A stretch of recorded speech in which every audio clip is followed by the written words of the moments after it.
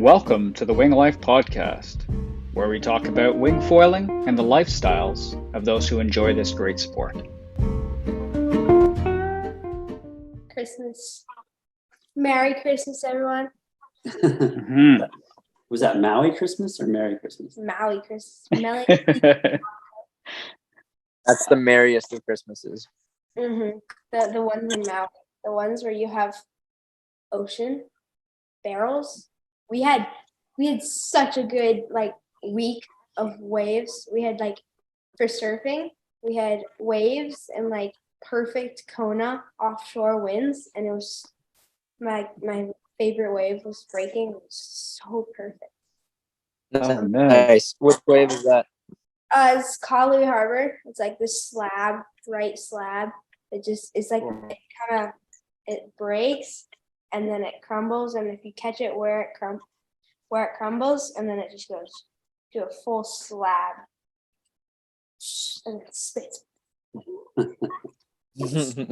Nice. Are you foiling that, Kaden, or are you on shortboard? Or I shortboard it and sometimes I foil it, but it's just it's such an amazing wave. It's I've gotten 7 or 8 insane barrels this last week. Just perfect. It's really nice, but it's also a really good foil wave because it rolls all the way into the harbor range, ramp. How was your Christmas? Good. Yeah? You got 7 or 8 barrels all wrapped up for him. Yeah. Man, that's a pretty good Christmas. I got some pretty good waves, but Yeah, that's awesome. we haven't had any wind for a week. No, 2 weeks. 2 weeks now. It just came back yesterday. It came back yesterday, and then now we're gonna have no wind tomorrow. Okay. We that's brutal. kind of appreciate those days of no wind just to have rest, Mm-hmm. I'm always Have surfing, something. so. Yeah, I saw a few of your Instagram lives and stuff with some surf comps and stuff. It looked like there were some nice ones. Yeah. I really like surfing because it's always different. We never get the same wave.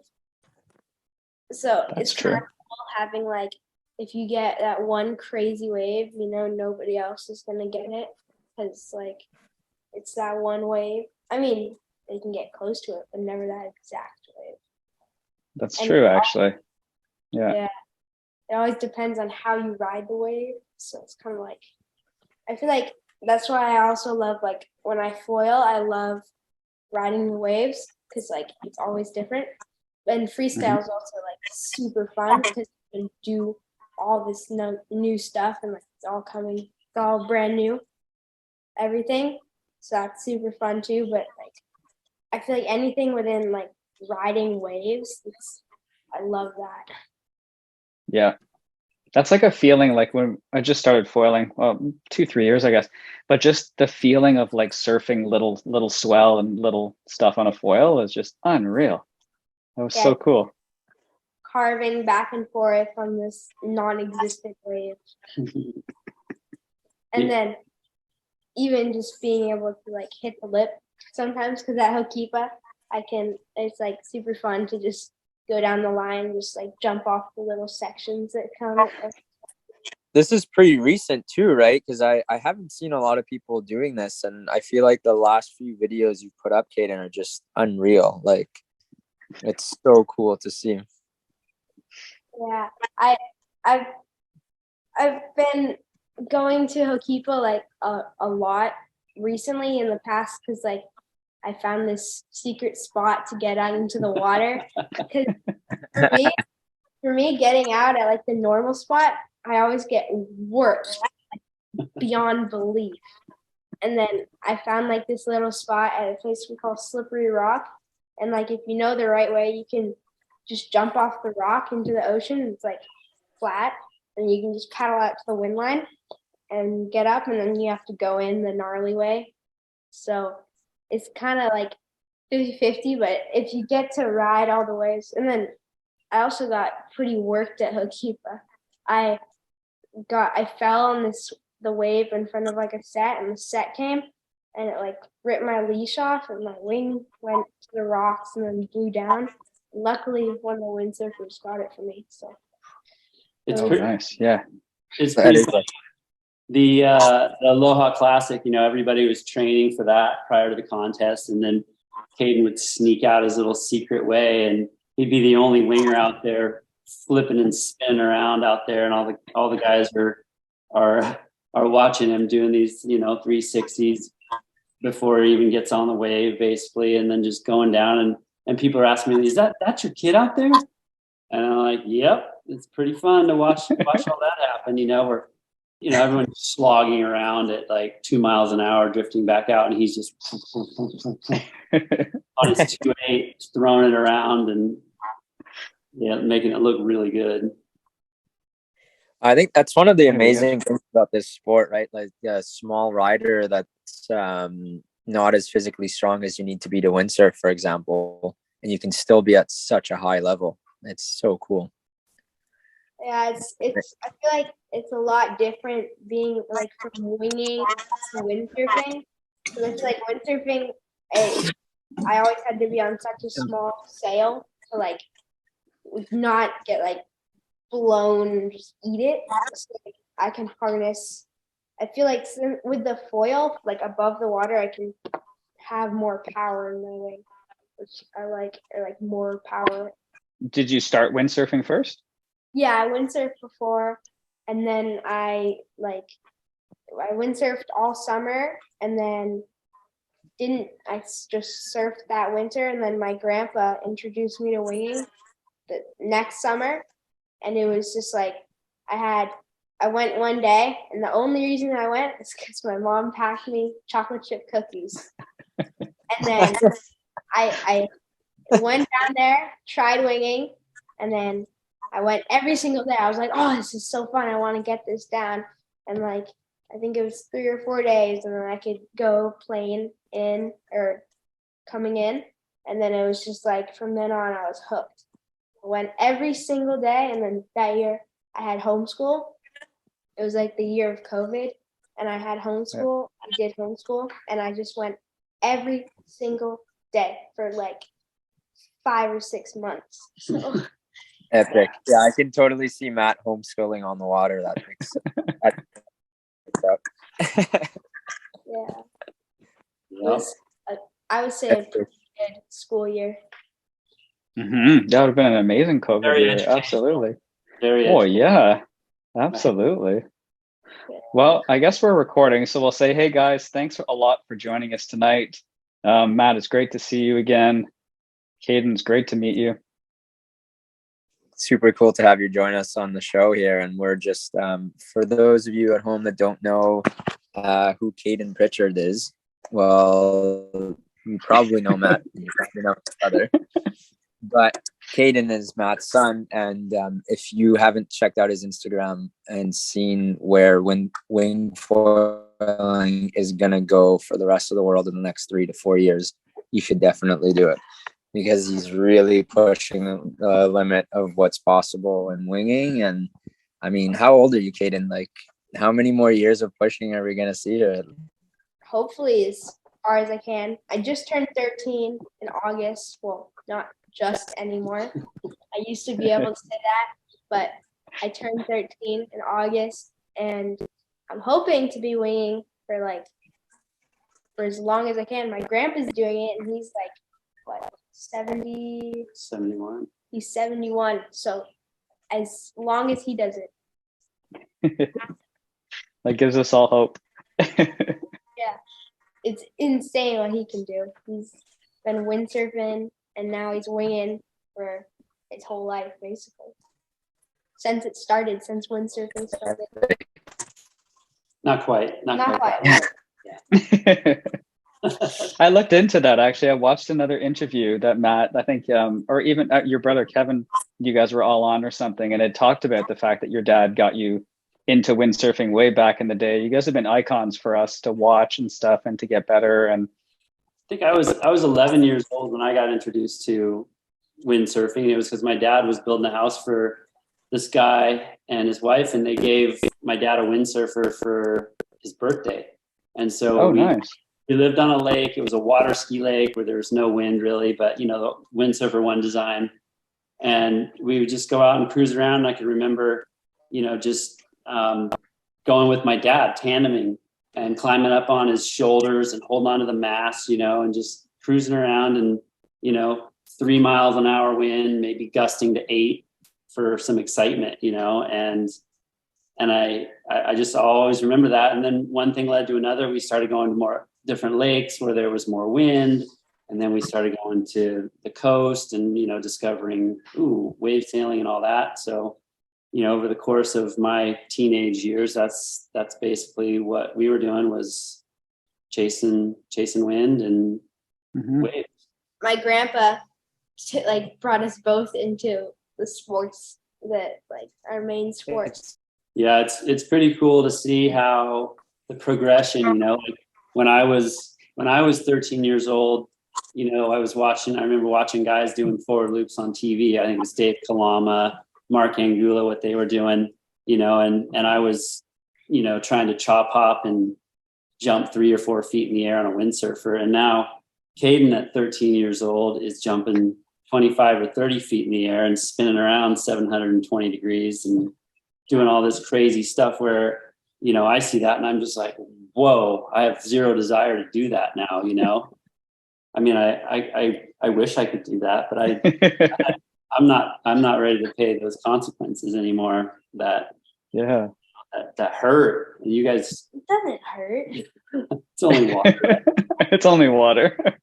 So how do you get that much pop? Like, obviously you're coming off some good waves, really nice wind direction. And then what wings are you using? Well, I think, it's definitely a lot about the foil. I use a small front wing. I use like a 750 front wing.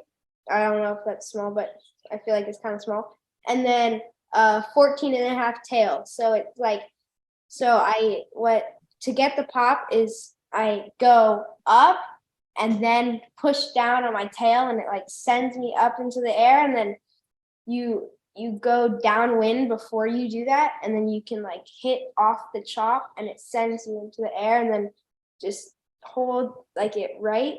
If you hold the wing right and just pull in on your back hand, then you'll just lift off. I was out, like the last time I was out was probably blowing to 50 or something, and I had just gotten a new board, and it was super light, like super light board, and I could just go hop off one of the chops and I would just fly. Like I swear I felt like I was in the air for like 5 or 6 seconds. It was like and then just go back and do it again. It's pretty rough. I was on a 2.8 and I was holding on for dear life. Yeah. Now, the last couple of years, Matt, like you've seen probably is there a big shift that's happening in Maui, like out here as well? Like all of us would windsurf in as little wind as we could. And then we had winging come out, and I had maybe 4 or 5 good windsurf sessions this summer on Vancouver Island, but I was out every day in the wing. So. Yeah, we're definitely seeing that. You know, I think even a lot of the kiters are coming into the wing zone, and they're getting into it, and windsurfers that, you know, have been doing it forever are excited. You know, it's something new, and to me it makes sense. You know, the kite strings, I had a hard time with those. You know, and I just like being able, with the wing, I can get rid of it when I want to get rid of it, and it's right there if I need it. It's super easy and user friendly for a lot of things. But, you know, the whole foil thing is what's really changed the game. And as windsurfers, you know, we understand wind. So, you know, once you figure out the wing and how to power up the foil, it's kind of like someone's helping you up and going the whole time, versus like learning to prone foil or something, which looks really hard to me. But I mean, these guys make it look easy. Yeah, I feel like my friends, they're here from the Big Island to like come over and hang out, and they really, really, really want to learn how to prone foil because they don't really have that much wind over in the Big Island to wing, but I think they want to learn that too. But it's gonna be, I feel like it would be easier for somebody that surfs all the time to learn how to prone than someone that windsurfs. I mean, you guys have the balance and like all that, but it was just, I think it's just easier because you're like paddling and just surfing basically with a foil. The only thing is to learn how to like, because before I winged, I went out once with my uncle on a jet ski and just like towed on the foil behind it. Although it was cut short because I got stung by a jellyfish. It was like this jellyfish got wrapped around the tow rope, and I went and grabbed the tow rope, and it just like lit my entire hand up. That was pretty painful. But oh geez. Yeah, so it's just once you get the foil down, I think you can learn prone wing and like windsurf foiling and all that stuff. So, touching on that, when you're a windsurfer, you know the wind and you have that going, you can learn the foil easily, I think. And that's what's the appealing part. When I teach people that know how to windsurf, I can usually get them up on the foil first or second go. It's pretty self-explanatory with the right equipment. It's those that don't understand wind or have never been in a wind sort of sport that it's a little more challenging. It's a lot more challenging actually. So, but look at what it's doing. The whole foil thing is kind of revolutionary. It's keeping everybody excited. Really, it's something that's new, and the feeling and sensation that you get when you're up and gliding that's the addiction, wouldn't you say, Kay? Yeah, it feels like you're flying 24/7 because I always love like being able to fly. Like, I don't know, I've always wanted to, I love like jumping off cliffs and like just floating in the air, just like, like nothing's really in your way except for like the water when you land. But like it's just that 0.5, 1 or 2 seconds of just like dropping. I feel like but then foiling, it's like, it's just, you're always just floating right above the water. Nothing can hurt you except for overfoiling or running into a wave. Turtles. Turtles, yes. Turtles are gnarly. Those much. Yeah, but those are one of the hardest things. Like, you just gotta watch out. And the reef also, there's some little coral heads at Kanaha. There's like there's a bunch of coral heads, and you gotta like, you're at the triangle, or it's like the weird wave is what I call it. Yep. Super weird wave. And then like whenever you're going through there, there's like a bunch of those coral heads, and you gotta watch out because they do hurt if you're going fast. These have been some of the gnarliest wipeouts for us, especially just obviously when you your foil kind of comes out of the water there and you stop dead. That's been interesting. There's just the craziest whippers, and it's like windsurfing, it was bad. Like sometimes you catapults and all that, but I've never been whipped so good, attached to the board and stuff. Obviously our leashes, our stuff isn't as aggressive, so our leashes don't break, but yeah. Are you guys riding foot straps? Some friends are. I think John Boo, who's on the call now, and a couple other guys, yes, they are riding straps. I've been riding strapless for the 3 years, and I love it. I'm not a jumper, so I kind of just cruise around, and I don't want to get hurt any more than I already have. Matt and I have gone through a bunch of surgeries, so we understand. Oh yeah, that's my number one rule: is no jumping, no foot straps. No, not going there. And this guy on the other hand, I don't know why, but I feel like I went to a prone contest in Kauai like a couple weeks ago, and it was no straps, and I was like, this is way more dangerous, I feel like, because when you fall, you can fall right on top of the foil. Because with the straps, usually the board kind of goes with you, but like you're not really attached to the board. So like if you're turning to go back out and then your weight shifts and you fall forward, like I had one where I turned on, so here's the way I bottom turned to go back out and pump back out, and like the board went this way and I went this way and like almost landed on the foil. So which is, I feel like it's better because if you had straps, then you would bring the board with you when you fell back and it would like land like that. I mean, it would hurt, but you wouldn't land on the foil. So I don't know, but I think ankle wise, if you have bad and sore ankles, then And he has a few more years on you. then you don't really want foot straps. That is no okay. So I have questions about foot straps then. So if you breach just out of the water, so if your foil's like this or whatever and it breaches and you stop dead, so you just whip over forward, you're still thinking and you're finding that with foot straps it's still a bit nicer?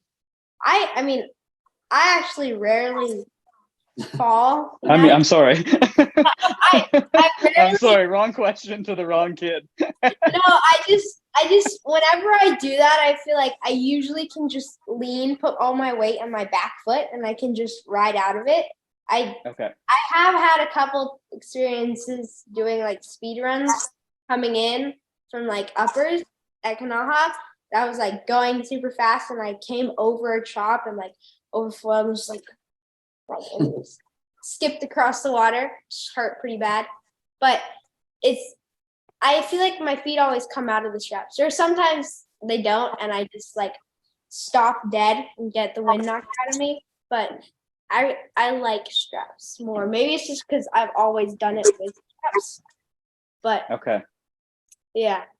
I tried straps once this summer and they freaked me out. I went right back to my little 70, whatever. I'm riding the Quattro Drifter, the Pro Drifter there, Drifter Pro this year. And I went right back to that board and I was like, forget it. I'm just going strapless. But everybody's different. So I feel like strapless will be better because you can always move your feet like different places on the board. And I feel like straps kind of get in the way of that sometimes. So at times it's like good to not have straps. And then like it's really easy to like test. Usually whenever I get like a new board or a new foil or something, I go strapless, but I haven't on my last board that I just got yet. I'm gonna do that.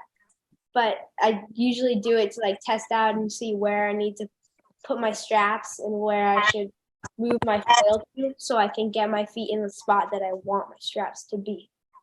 Kind of. okay. A part of it is that you're riding a really small board, Kaden. And I know for myself, when I'm on my little board, like on the sinker, then I really don't mind the straps that much, and I'm not that worried about getting feet stuck in them and stuff like that. But if I'm riding a bigger board because there's light wind or I don't know, trying freestyle or something like that, I definitely am a little bit more scared about feet getting stuck and just a little bit more leverage going on there, I guess. I wonder if that's part of it. I guess that would probably make a difference. I think what's the smallest board anyway? The smallest board? Or biggest? Yeah. Maybe 7. Yeah. So I kind of understand where you're coming from, but like, yeah, usually when I ride a board that big, I don't use straps. I think I only ride that like riding my mom's stuff up when or your brother, or yeah, taking my brother out or something like that. But I could definitely see how like that would hurt if you got your feet stuck in the strap and like it fell that way and the board went that way and your ankles were like Yeah, totally. Yeah. So what size boards are you riding usually then?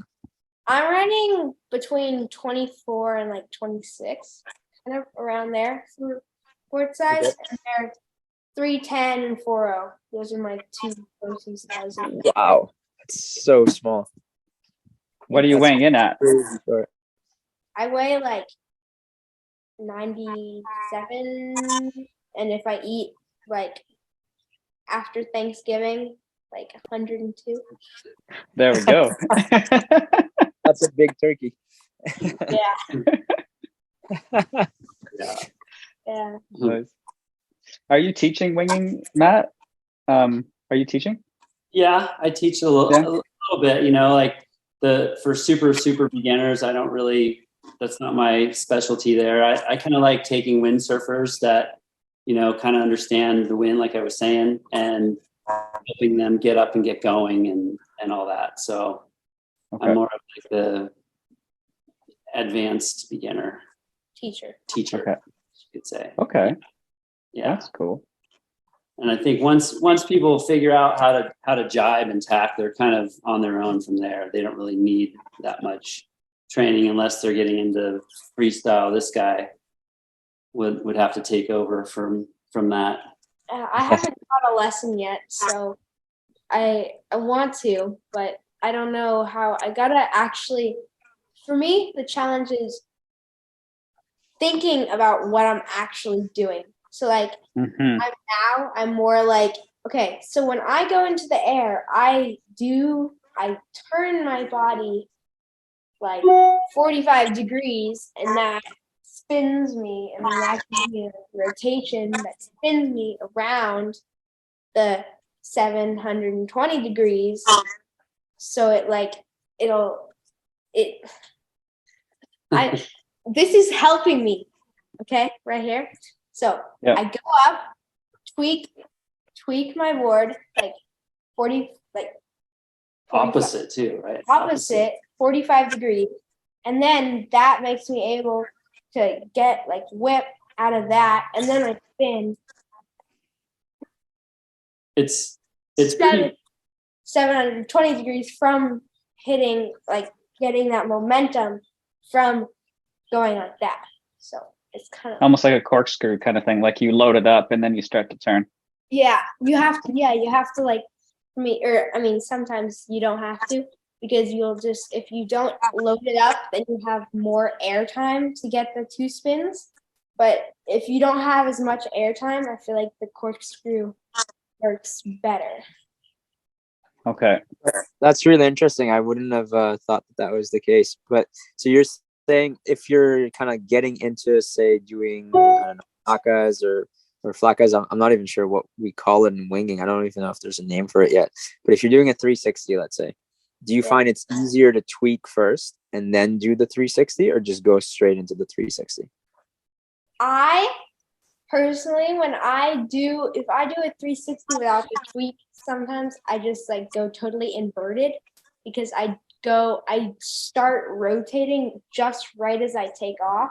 And usually you want to start rotating at the top of your jump. So like you jump and then rotate, but like when you start it, you start rotating as you jump, and then the wind will like pick you up when you're starting to do that second rotation, and like whip you up. So I personally think that you can, but like for when you're learning 360s, you want to just go 180 and then land backwards and then spin around. But then like I feel like the higher level would then be to like go up, tweak, and then spin and land. So it's kind of like a yes and no. So once you know what you're doing, tweaking is easier, and before you just go straight into it. I think going straight into it is good. It depends on what type of wing you're riding. Like if you're riding a wing that's really boxy, you want to go straight into it so you have the most amount of time to get the rotation. If you have a wing that's more maneuverable and smaller, then I think the corkscrew is just an add-on that makes it harder. Maybe let's just say that. It looks cooler too, I think. I like It definitely looks cooler. I agree, Matt.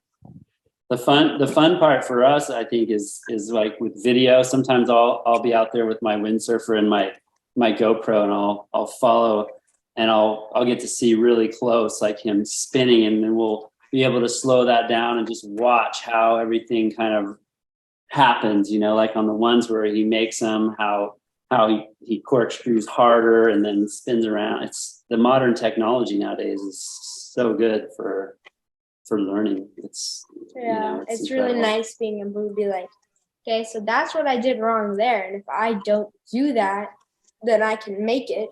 So let me just put that into my brain and go out and do it next session. True. It doesn't hurt to have a dad that's a really good coach as well. Hey, Kaden. That helps. It's filming you. Yeah, that's why I have a video camera, because he doesn't listen to anything I say. So, but if he sees it, he figures it out on his own.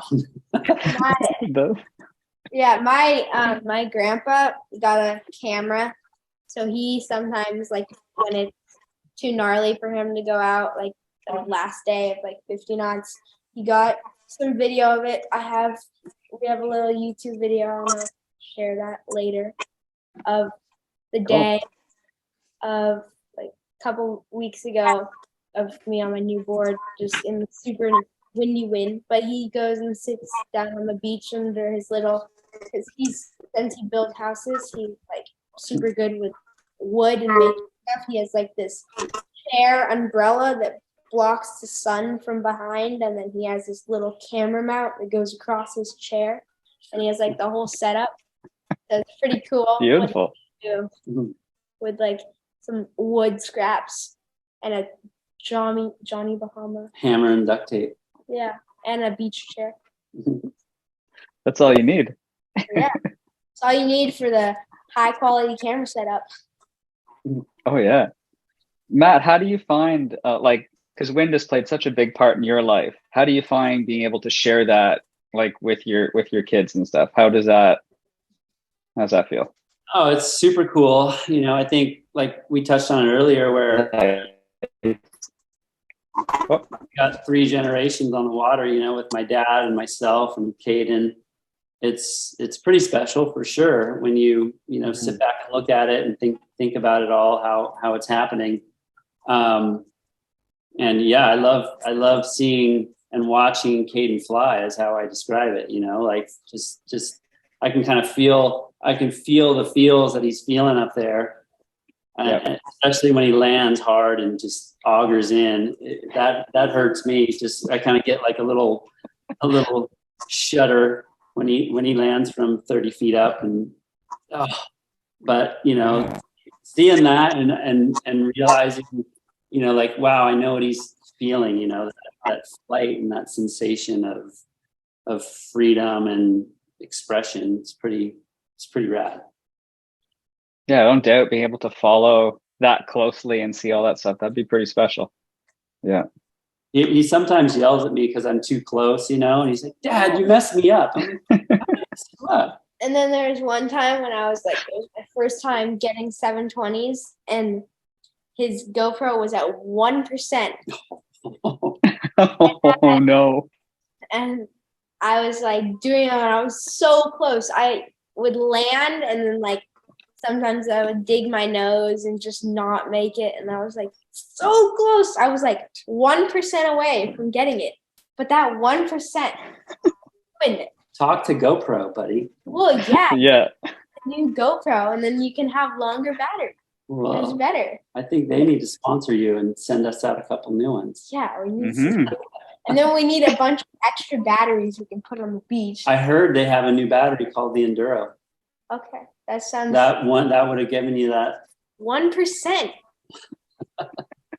I need it. That's where it matters. Yeah. Bet your dad got in trouble for that one for sure. I wasn't too happy, but it's okay. I know how to do them now. He got one of my first ones on video. Although he was pretty far away, it wasn't in focus. It was still good. Okay. Yeah. The life of being a dad. I don't doubt.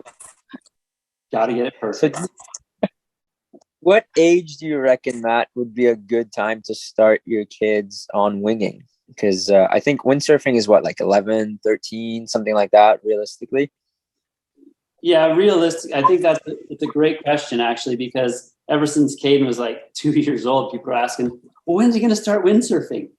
you know, and it's like, well, I don't want him to start windsurfing until he can have fun and be strong enough to go out there and appreciate it. You know, like I'll see like 4 or 5-year-old kids, you know, just hanging on to these little sails and going back and forth slowly, which is a good thing. But just knowing this guy and that adrenaline thing that's imprinted on him, I guess he would kind of get bored of that. And he started early, I think maybe too early on a windsurfer. What were you, 8? Okay. Yeah, I had some very painful sessions of like not being able to uphaul and just getting sucked all the way downwind. To get back to your question, you know, I think that with the wings, they're lighter nowadays. So the kids can learn at an earlier age, I think, you know. So I think 7 is not too young to learn, to start playing with it anyways. Even younger. I've seen like 5-year-old kids playing around. So, you know, it's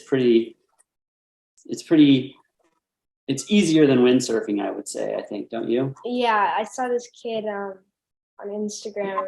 He was like, he was 6 or 7 years old, and he was like going for like airs and stuff, and it was crazy to see how good he is.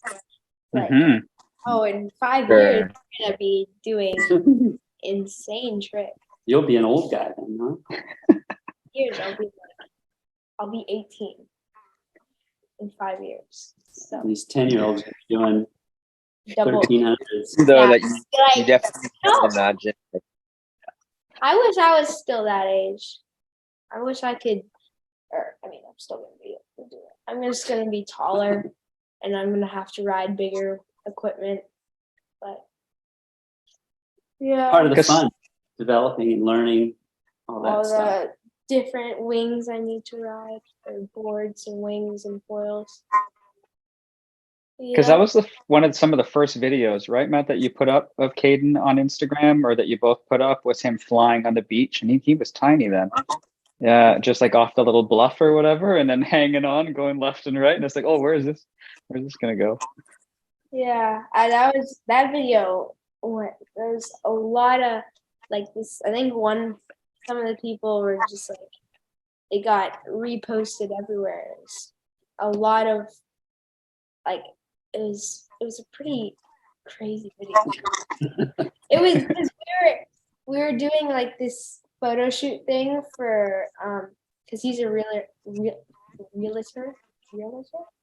Yeah, and he's a realtor, and his one of his realtor friends needed a photo shoot for like this house that they were doing.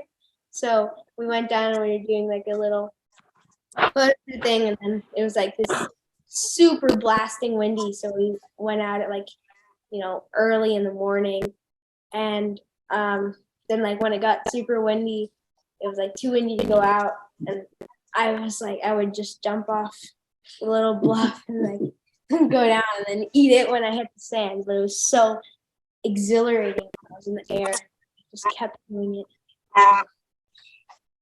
I think doing that kind of stuff where you're just running around on the beach with the wing, you know, his little brother's doing that now. He rides his one wheel with the wing in his hand, you know, and he's kind of figuring it out. Stuff like that where you just understand the dynamics of the wind in your hands and how to harness that kind of power. And the wings are changing so rapidly in technology, in materials, in everything. Now, how is that kind of, because obviously there's a lot of people testing and training in Maui. Is there anything you can talk to us about that? Like, how do you see that scene? Obviously it's exploded compared to what it was. And yeah, I mean, everybody's kind of always like, I have a couple of friends. I have some friends that ride for Cabrina, and they're always riding these prototype wings. And then I feel like it's really cool to see like the first time that, like, for example, when I get some prototype wings, it's really cool to see what they send you and then what they produce, like what the actual production is. It's really cool to like go through and say like, hey, I don't really like this, but it's good, and I think other people would like it. I love this. This is really good. You should keep this. And then like with the feedback, then you can like see the final product and be like, oh yeah, this is perfect. I love this. And then maybe there's like a couple extra tweaks, and then it's like the perfect wing kind of. It's pretty fun to like go through the different layers, especially with foils and stuff, because Alex is the owner of GoFoil and he just lives on the island. So he gets all the foils, and you like can make them up in the shop, do all the experiments and stuff. And it's super fun to go out and just ride, like test it and ride it, because he's always down at the beach. Okay. And it's just super cool to like try it all the time and always be experimenting and like say, hey, I like this, but this feels weird, because if you say it feels wobbly and it tracks when I turn, he'll be like, oh, I know exactly what's going on. And I'll just be like, what did you change? How is it so perfect now? What did you do? And some fun stuff. Like, I love riding and developing. It's my favorite thing to do. I saw a new wing on the beach yesterday. I don't even know what brand it was, but it had like super, super small diameter leading edge bladder and everything. And it looked like it was somehow reinforced with something to give it some more rigidity. I didn't get to look at it, but I went, Nice. all kinds of new stuff that's going to come out. I'm sure, you know, like they're just getting started, I would say right now. Yeah, I think they are. And Tom posted a couple questions here because his phone's not working well tonight. What do you think the next thing is in foils? And what do you think of the high aspect foil trend? Well, I've been trying. I tried a couple prone foiling over in Kauai, and I could pump for days. I was like, I was on my board and I posted a video on my Instagram, and I could just like tap my heel on the board and it would pump. It would just be like, okay. I really like it for that, and they're super fast in wing foiling. I honestly get a little less pop. I feel like maybe it's just because the foil is a little smaller as a front wing than what I tried. And I like it, but it's definitely harder to turn. And I think for freestyle, the high aspect foils will be more popular because you're not really turning as much. You're mainly just going straight and then popping into the air and doing all your tricks in the air. And I mean, I love surf wings, like all the GTs that GoFoil has. They're just carvability and everything is so good on those. But I feel like it's definitely going to change. And I don't know if this is going to be in the future, but I've been seeing some people at our spot, it's called Guardrails, and this guy put a fin on the bottom of his foil and he says it's giving him more drive on his bottom turn. So I don't know if that's in the future at all, or whoa, happening with that's that. that's something new. Yeah, I just think it's cool to like see all the people experimenting with them, and like all the new, because Kaden Wild is doing all like his tail wings and stuff and making all this crazy new stuff that's like super, like the flex tails that Armstrong came out with and like all that stuff. I feel like someone's always going to be doing something different, like the Ginsu boards. It's always different, and you never know how everybody will like it. Some people love it, some people hate it.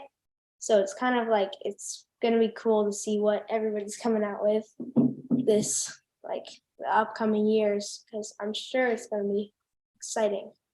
It's going to be pretty cool. Have you guys spent a lot of time in the new Ginsus?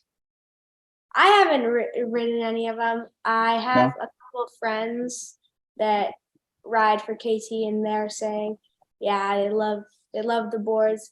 And one of my friends just broke his board, and that was a pretty troubling because we had to go rescue him. His wing, he deflated his wing, and like all the water got in his wing too, which is pretty painful. experience.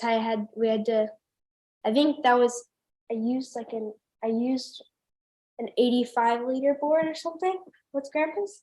75? 75 liter board. That was the last time I rode a big board. But I think there's just like a lot of, it's gonna be really cool in the upcoming years to see what they come out with. Yeah, because Tom also mentioned the recent trend towards mid aspect. Yeah, But that's what I've been. It's amazing. I love like between like it's super fast, but it turns super well. Do it all, get it done, have some fun, kind of foil. Yeah. So cool. The 2-in-1 or 3-in-1 foil. I like it. Okay. And Tom was saying there must be some waves that are now new, but you can kind of rediscover them with foils and wings compared to even windsurfing or kiting. Yeah, like I mean, sometimes a while ago I was super like we would go before homeschool. We would go and wing or prone at Hokipa, and nobody was really proning at Hokipa, but now they're like more people are doing it on the glassy days. You just go out to like small middles or something, but then like if it's too small, then you go to point, and then too big, then you go down to Ka'a and check all these waves. And like I never knew of Ka'a at all before foiling, and neither did I know of like Kalui Harbor before foiling. It kind of like for surfing, I never knew about it until like the winter of the summer that I learned how to wing. I saw like this wave breaking over there, and I was like, I wonder what that wave is. And then one day we were down surfing like sand piles, and we saw this cool wave breaking. So like we went and watched it, and it was just this perfect, amazing wave. But now it was super scary because it was super steep drop into this gnarly barreling wave. So now built up the courage to go out and catch those waves. So it's really cool. From like foiling, I learned all these new spots and stuff, or this one new spot. But I'm sure everybody's gonna be like finding new ways to like surf places. Well, even John, who's on the call now, like all of us back east were starting to get into a lot bigger conditions, like 30 pushing 40, 40 pushing a bit bigger, 20, 25-foot swell sometimes on Lake Ontario and some of the Great Lakes. And that's starting to get a bit gnarly. Like my neighbor, who is known for the guy that can handle the most wind, he went out 2 years ago, 50 plus knots, 25-foot swell. And the rest of us were like, I'm staying on shore. Like I'm too light of a guy. But what foiling did for a lot of these guys and for all of us is it opened up a completely different wind range. And then you were starting to have fun on stuff that was like 2, 3, 4, 5 feet. So for us, like instead of progressing to a point where it would become a safety hazard, I found that it progressed to a point where we can now enjoy a completely new aspect of the sport. You can fly upwind, you can look around, you can take some time to kind of get a bit sentimental about what you're doing out there. But that was, I find, was pretty cool. But I wanted to know, how are the wipeouts when you're proning? Because some of those look like they can get a little bit intense. Well, in Kauai, I saw some pretty intense wipeouts of these guys pulling into barrels of like, it was seriously, strapless over at Kaliki Bay. And it was like, they would drop in, like pump a mile or seemed like a mile out and ride these massive double overhead sets that were coming through, and then just drop down the face, bottom turn, and then just like pull into this wave and just send it into the closeout. And one of the guys, Jack from town, I'm sure you know him, he was like going on his stomach, riding on his stomach, and pulled into the barrel and got barreled and made it out, which is cool. Is Dad trying that? No, he didn't. I went with Alex over there. He didn't go over there. Okay, fair.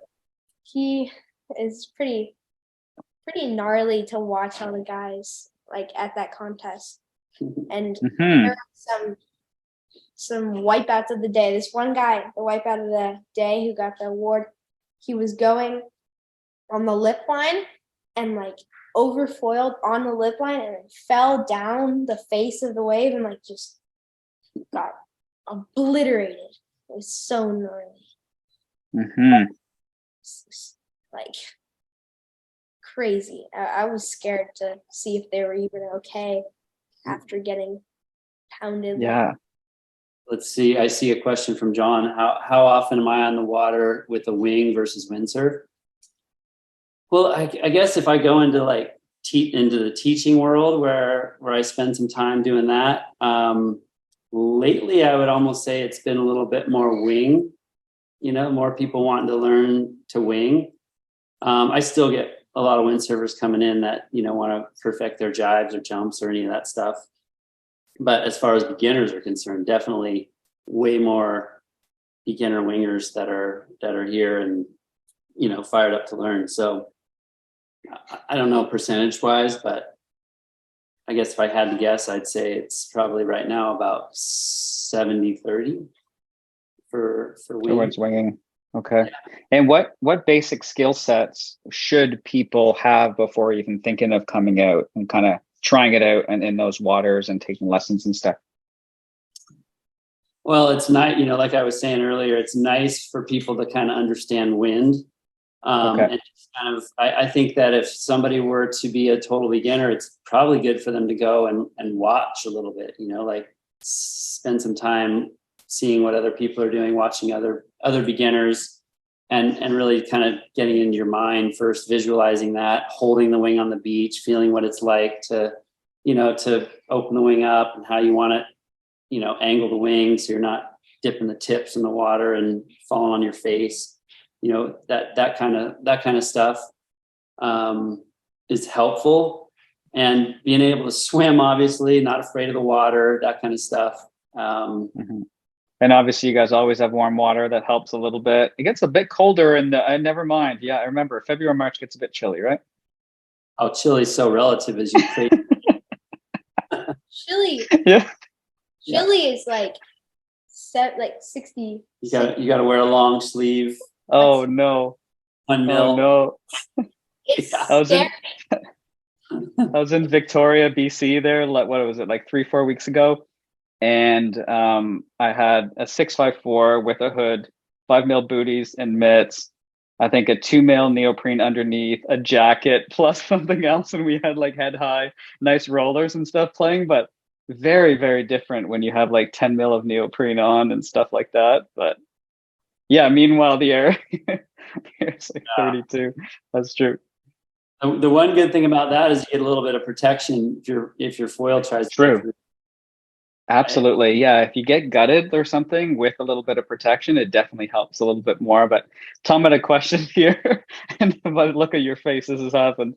But what would be your top tip for someone starting out without access to coaching? A big tip, I would say, is having a bigger board to start out with and having good balance. Practicing your balance and practicing balance while holding the wing and like seeing what you have to do to get your pumping and like start your pumping momentum, like back foot, front foot, back foot, front foot, and then to get up onto the foil. And then usually I feel like when I first started winging, I was always super overpowered, and that helped me a lot with being able to get up on the foil. And like when I fell, I could just get up a lot easier when I'm super overpowered, because it would just lift me out of the water. So I think that's a good thing. And then you never want to ride a board that's too big for you, because I rode like a foil setup that's too big for me. I rode one when we were teaching our friends, and it was like a massive board, like 135 liter board, and like a Maliko 220 front wing. And I couldn't even get up on foil. It was too big. So like you have to have somewhere in relative something that'll float you and something that'll get you on foil, but not too crazy big.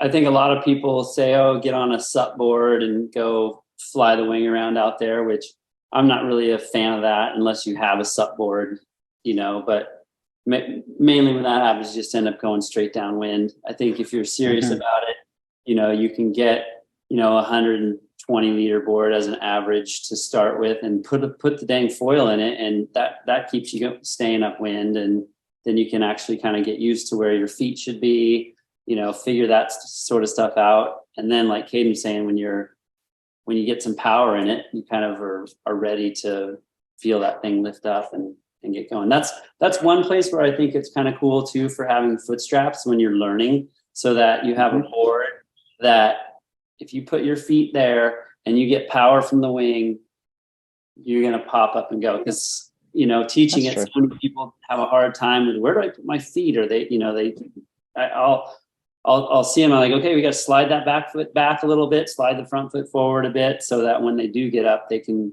control the pitch of the board and the foil ultimately. And they're starting on some pretty big foils for guys, like anywhere between, I guess the clients that I had were on like 2,000, kind of fairly big foils just to go slow. But I guess what you're saying, Kaden, is if you're smaller, then you can go too big. You can go too big. Yeah, if you're like my size, I feel like there's like a point where I actually, like, it's too big for me to get up on foil. Like, it's too slow for me. Okay. Maybe that's just because I'm so used to like fast. Because you're so good. Because like John said, the only time Kaden ever falls is when he's like trying to throw a double backflip or something. I don't know about that. I had some bad falls just coming in the other day. I was like bombing, and I would go over a chop and just go and then across the water. It definitely doesn't. My back gets messed up a lot, but I have to like.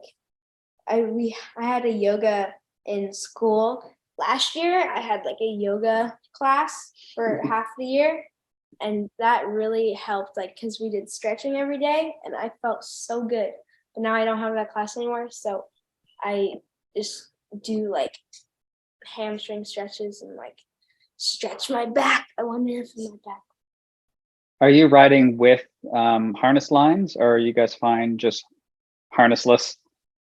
He goes harness. I've been riding with the harness lines, especially when I'm teaching. It's nice just to hook in there and, you know, like basically cruise and save the muscles when you can. So I like it. It wouldn't be something I would recommend to newbies or beginners by any means, you know, but I think those that, especially windsurfers, you know, that kind of understand that sort of situation of getting pulled too much. No problem. I love them. Yeah, I've seen a bunch of guys starting to like them and playing with different kinds of harnesses and to seeing what works the best and what doesn't break. But that's been a kind of a cool transition, especially for going upwind, because you can just kind of hook in and even fly even more upwind now without getting tired. Exactly. You can do your downwinders by sailing upwind, because you can point so high to wind on the foils. I want to be able to do that because we have like a Go Foil event every single year, or sometimes twice a year, and they do all these downwinders. And like last year they rented an entire U-Haul van, and we put all the wings and stuff and boards in the U-Haul van, and was like all rigged up and ready to go. So we just got there and went out, and that's super nice, but it's a rare occasion that you're gonna have a rented U-Haul van. So I went. I didn't want to have all my stuff in that car because it was very like packed, and I didn't want any dings on my board and stuff. So I sailed up to meet them, and my back hurt so bad. Like the whole way down, I was. I got the whole way back from from downwinding. I was just dying. It was so painful. But now you have a harness. Yeah, I gotta get that set up, and then I'll be out harness lining everywhere. I'll start here, and I'll just be like 10 kilometers upwind in 15 minutes. Yeah. Tom asked, are you guys seeing any like a lot of tendonitis and whatnot if people are not using harness line? Because obviously you guys get on the water a little bit more than other parts in the world.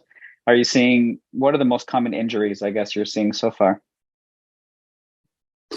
I have heard of a lot of people with elbow and shoulder problems.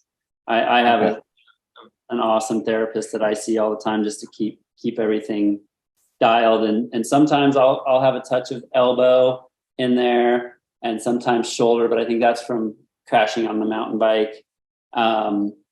But she was saying that all the wingers are coming in with shoulder issues more or less. So okay, I think that's definitely one of them. And would a harness remedy that? Maybe not. Maybe the elbows, I guess, a little bit could play into that, but I don't know about that either. I think that just you think knees? Well, like getting up and off the board. Oh, that's just rough. superficial. Yeah, but like everybody's wearing. Yeah, that's probably one of the best. Oh yeah, valid point. Knee pads for those that are in Hawaii where it's warm and you're not wearing a 10 mil wetsuit. It's nice to have some knee pads. Yeah, I got all the padding we need. Yeah. So like some people are just cutting full suits. It looks a little weird, but I think it saves your knees. So like say this is my leg and this is my foot, like they have it cut to like right here on their knee, so it like protects your knee right here. So okay, you don't get knee pain or knee scratches, because I don't have that because I just sink the board, but like I could see if you had to get up from your knees, that would wear your knees down a little bit. Also, just getting up and down, I find, because a lot of people switched over from kiting and they're starting a little bit older, and they thought the sport was going to be very, very easy to pick up, but then they realized quickly that you're coming up and off your knees often. So if you're lunging and your knees get a little bit sore, that's where I found the cross training and stuff would be super important. Obviously, Kaden, not an effect on you, but even me, my knees, my knees were starting to get sore, and I found this guy on Instagram and started doing knees over toes. That guy, if you've heard of him on Instagram, knees over toes guy. And he started doing some crazy lunges. And then from there, the knees got better. So I was giving that to some clients this summer. Finding that getting up was super, super hard, actually.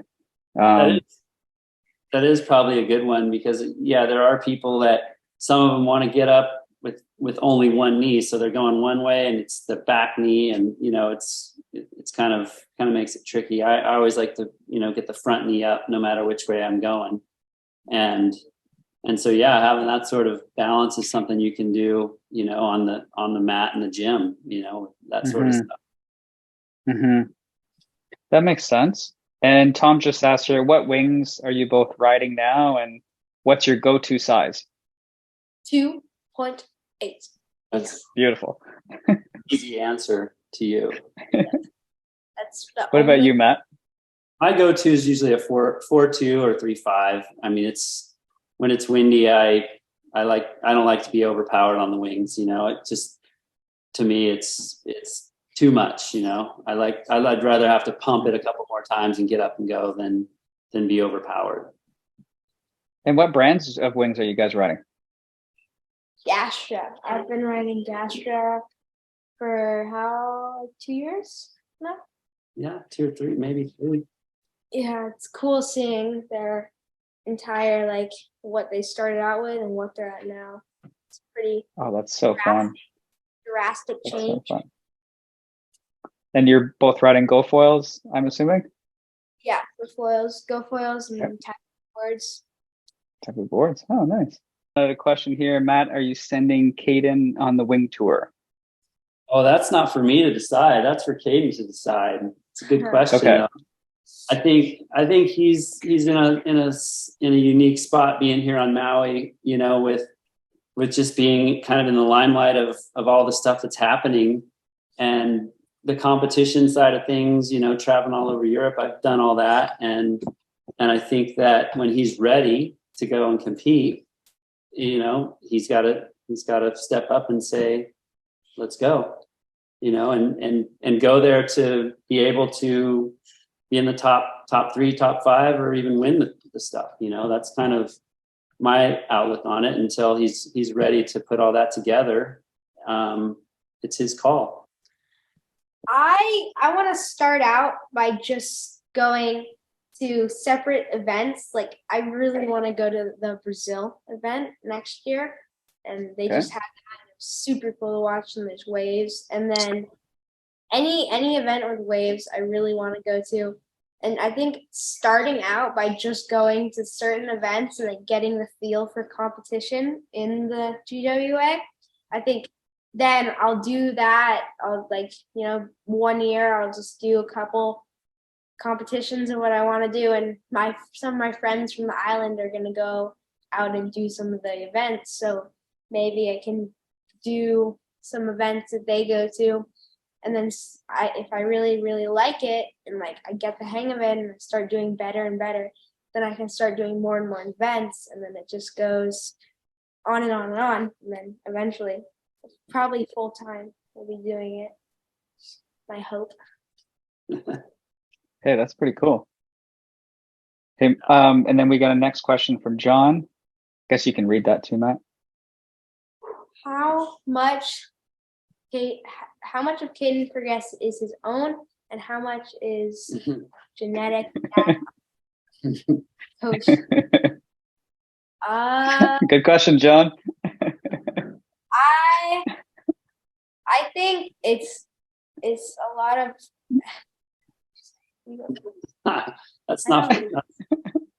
I think it's hard to say. I don't think anyone necessarily tells him what to do or how to do it. He's got to learn it on his own. Like for me, coaching him, my first thing is get a watch, set your timer, and go out and practice heats. That's how you do it. You got to learn how to impress the judges, and you got to learn how to keep their attention, and you got to have a program. And, when sometimes we'll do video runs where I'm like, okay, contest run, and he'll go and he'll just bust this out and bust that out and do that, and then, that's the kind of training there, but he does have a lot of natural talent. And if he wants to, keep doing this competition and get more into it, he's going to develop and evolve into, a great competitor. And it's understanding that mindset first that he has to choose to want to do that will enable him to be able to succeed. Yeah, I think it's sometimes I'll just be in my head and I'll be like, okay, contest run, as you said, and I go start out. I go, let's say I had a contest run I did a while ago, and it was front flip, land, back flip, land, 360, turn around, and then go like with my arms crossed, 540, and then come in, and then 720, and then jive, and coming back out, switch, 360, and then come back in, and then I did like a back loop type thing. So that's like, and then I do it a certain amount of times until I get it perfect. And once I get it perfect, I'm like, okay, now I can just have fun and learn my own tricks. Yeah, generally, I guess that's the big three. I guess our friend Max Robinson from Toronto area, he just started on the tour, and you said like the big three: front flip, back flip, 720. If you want to come anywhere close to ranking. Yep, both ways, obviously. Okay, yeah. That's what we always used to say. Windsurfing freestyle is like, you can't say you can land a trick until you can do it both ways. That's the deal, because you go to a contest and the wind's blowing the other way. It's offshore. Everything's different, so you got to be able to adapt. For anything. Otherwise, you're going to struggle. Yeah, that's what I'm trying now. I'm mostly trying to like dial in doing stuff going out. Like I'm basically relearning everything going out. So like now I can do 360s going out, and then like eventually I want to try getting 720s, and then I can do backflips going out, and then doing front flips going out. It's going to be another challenge. So it's kind of, it's like, yes, I want to do this, but it's scary. It's almost scarier when you're learning the other way again, because you know how to do it the other way, but your brain's all mixed up and like doesn't want to do it. That's fair. Scary. That's fair. Yeah, I don't doubt. Tom here. Oh, sorry, go ahead. The other day, or not the other day, like a month or two ago, I hit my head and arm pretty hard doing a front flip coming in. Like I saw that.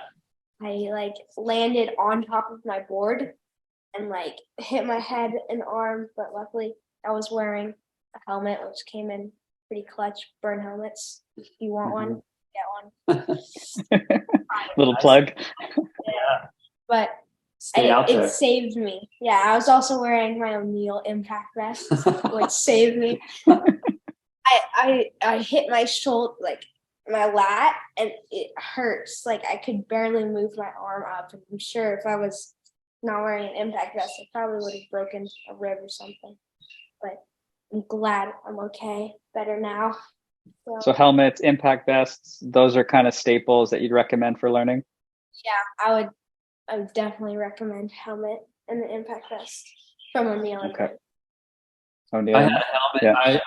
I was out yesterday. I didn't tell you this, and I didn't have my, on my helmet I have a GoPro thing, and I went to do this tack, and I pulled the wing up over, and I kind of looked forward, and the wing ripped on my GoPro helmet mat. It just tore this line down the wing. No. Like ripped. Ripped a hole in the wing. It like scraped across your head. Yeah. So that's a note to everyone out there that has a helmet with a GoPro mount. So be careful. Mm-hmm. No, that's a good point actually. Yeah, especially where it is for tax and stuff. And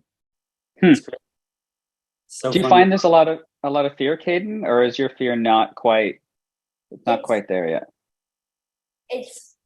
I have fear before I do it. Once I do it, I've actually, so to learn backflips coming in, it kind of went into a process of, I just started doing super inverted 360s, and eventually I would just do an inverted 360, but instead of going to do the wing like that, the wing would just go over my head. So it kind of, sometimes I don't really do it straight away. And then now, I don't know if you've seen Chris McDonald, and he's doing these, like, he goes up and then flips the wing around, like flips it around and then goes down. Like I feel like just doing a back loop, it can kind of set you into a bunch of different tricks, which is really okay. Cool. There's that one trick that we got on video that we haven't shared yet. Do you remember that one? Oh yeah. So say that one. Oh, you don't want to tell them now. Okay, you can't broadcast it live yet. Yeah. Nobody will know. Maybe a couple people that live on Maui know, but nobody will know. Stay tuned. Stay tuned for episode 2. If you guys want to lose your 10 mil wetsuits, get on the plane. That's it. Come and visit. Yep. No excuses. I still I want to take one of your wave sailing clinics, Matt. It's still one of the highlights because I've been sailing for 10 years now, and it's something that has been on my list, and I would just love to go out there and sail and get into some waves. So I'm going to do that with you one year, definitely. Highly recommend. John knows how that works. So he does, doesn't he? Yeah. Oh yeah. Might get worked, but we'll see. We'll keep you safe. John, I think you were the guy out at 1,000 Peaks that one day, right? Yeah, you taught me how to prone foil for free, and that was freaking awesome. Oh, nice. Yeah. This little kid flying around, backflipping, prone foiling. He comes over and taught me how to prone foil because I was struggling. Yeah. There we go. Nice to reunite with you, because I'm sure. It's a small world. Yes, cool. Very small It's world. super small. Nice. Yeah. So if anybody wants to come out to the islands, Matt, and take some lessons, what would be the easiest way for them to get a hold of you? PritchardWindsurfing.com is basically a good start there. You know, they can just hit the contact button there and get them all set up. We've talked about doing a Pritchard windsurfing. What was that one you were doing? Pritchard wing, changing the D to a G. Yeah, wing Windsurfing lessons. Yeah. wing Yeah. foiling. I don't know. It could be some cool logo in there. Yeah. I like designing logos. So Oh, nice. That's pretty cool. Tim's the artist here in the group. Pretty Well, awesome. heck, maybe we'll have to send out some requests to help us design our new podcast logo or something. I could always send that out to you. That would be sweet. sounds really fun. You guys as well. Thanks for having us, and we'll look forward Absolutely. to, like Kaden said, episode 2 or 3. Sounds good. 2 or 3. All right, guys. All right. Okay. Merry Have a good one, Christmas. guys. Talk soon. All right. Bye. Merry Christmas and a Happy New Year.